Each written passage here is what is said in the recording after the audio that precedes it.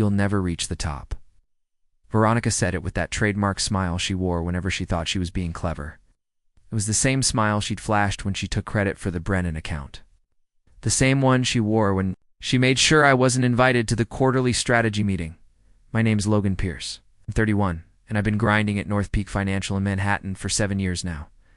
Straight out of college, I came in as an analyst, Claude. My way up to senior associate. These days, I manage portfolios for high-net-worth clients, the kind who don't flinch at seven-figure investments. I'm good at my job, maybe too good.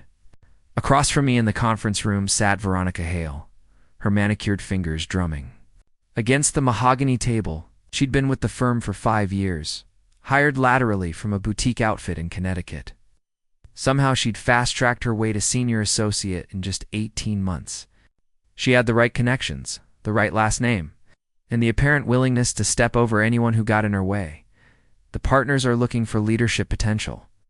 She went on, her voice carrying that condescending note she saved. For people she considered beneath her, they want someone who sees the bigger picture.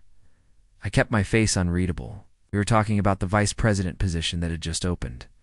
The same promotion I'd been chasing for 3 years. The same one she'd been angling for since the day. She'd stepped through those glass doors. I've brought in more revenue this quarter than anyone else in our division, I said quietly. Revenue's just numbers, Logan, she replied. The partners need someone they trust in the boardroom, someone who fits the culture. And there it was, the coded message that said I didn't belong. That my middle-class background and state school diploma would always make me an outsider in their world of inherited connections and private clubs. I nodded slowly, as if weighing her words, pretending to agree. But inside, something cold and clear settled in my chest, a clarity I hadn't felt before. Back in my office, I closed the door and pulled up my client files, years of careful work and cultivated relationships. The Brennan account alone represented $12 million under management. The Kowalski Trust, another 8. I'd built these from nothing, earned every dollar of commission through late nights and meticulous strategy. I typed an email to my biggest client, just a casual check-in. But as I hit send, a notification popped up. Veronica had accessed the Brennan files 20 minutes earlier, files she had no reason to touch.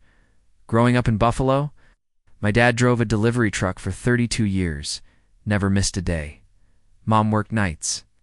At the hospital, came home bone-tired but never bitter. Gave up everything to put me through college. When I landed at North Peak, I believed hard work would be enough. For a while, it seemed to be. Good money, decent bonuses, praise from senior partners. Then the cracks appeared. Conversations that went silent when I walked in. Client meetings I wasn't invited to, even when they were my accounts. Obstacles that took me months to clear. While others glided past, Veronica had swept in confident, connected, and ruthless. She made herself indispensable to the partners, always volunteering for high-profile projects, always present for after-hours drinks or weekend golf. Within 6 months, she had accounts most people waited years for. I'd started noticing her tactics, claiming credit for group work, subtly undermining colleagues in front of superiors, collecting personal details like ammunition. 3 months back, I caught her copying herself on my client emails. When I confronted her, she called it coordination, said the partners wanted better oversight. Yet no one else's emails got that treatment. Last month, the Brennan account brought in a huge commission from a restructuring I'd spent 6 weeks negotiating. When quarterly results were announced, Veronica shared equal credit. Slides. Had my name removed, my analysis rebranded as collaborative work. My supervisor seemed clueless, as if decisions had been made far above him. The warning signs had been their unanswered emails. Meeting invites that never came, dinners, where my presence was suddenly unnecessary. I'd brushed it all off, told myself I was imagining it. But hearing her in that conference room tell me why I'd never make it, I knew. This wasn't about performance. It was about control. She'd been positioning herself as my replacement all along. When the partner's email came Thursday morning, I knew I wouldn't be in the Friday meeting.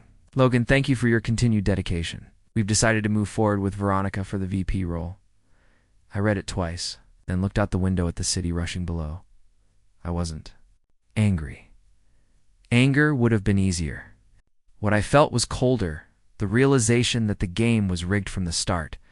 That night over drinks, my old roommate Kevin asked, "So what now?" I stopped pretending this is about fairness, I said. She's good at playing games. But she made one mistake. What's that? She thinks I'm still playing by the rules? The next morning, I came in with absolute clarity. I knew exactly what she'd been hiding, and exactly who'd want to hear about it.